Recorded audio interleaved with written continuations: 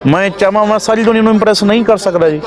ਮੈਂ ਕਹਿੰਦਾ ਠੀਕ ਹੈ ਤੁਹਾਡੀਆਂ ਬੈਡ ਬੁੱਕਸ 'ਚ ਨੇ, ਠੀਕ ਹੈ ਮੈਂ ਹੋਊਂਗਾ, ਮੈਂ ਕਦੇ ਬੁਰਾ ਕੀਤਾ ਹੀ ਨਹੀਂ, ਮੈਂ ਕੋਈ ਗਲਤ ਕੰਮ ਨਹੀਂ ਕਰਦਾ, ਠੀਕ ਹੈ ਮੈਂ ਉਹਦੇ 'ਚ ਕਰਦਾ, ਤੁਹਾਨੂੰ ਬੁਰਾ ਲੱਗਦਾ ਉਹ ਤੁਹਾਨੂੰ ਲੱਗੀ ਜਾਵੇ। ਉਹ ਤੁਹਾਡੇ ਤੋਂ ਸਰਟੀਫਿਕੇਟ ਲੈਂਦਾ ਮੈਂ ਆਪਣੀ ਸਾਰੀ ਜ਼ਿੰਦਗੀ ਗੁਜ਼ਾਰਦਾ, ਫਿਰ ਵੀ ਮੈਨੂੰ ਕਿਸੇ ਨਾ ਕਿਸੇ ਨੇ ਫਿਰ ਵੀ ਦੁਨੀਆ ਸਾਡੇ ਤੋਂ ਫਿਰ ਵੀ ਕਹਿਣਾ ਯਾਰ ਇਹ ਤਾਂ ਐਂ ਕਰਦਾ ਸੀ।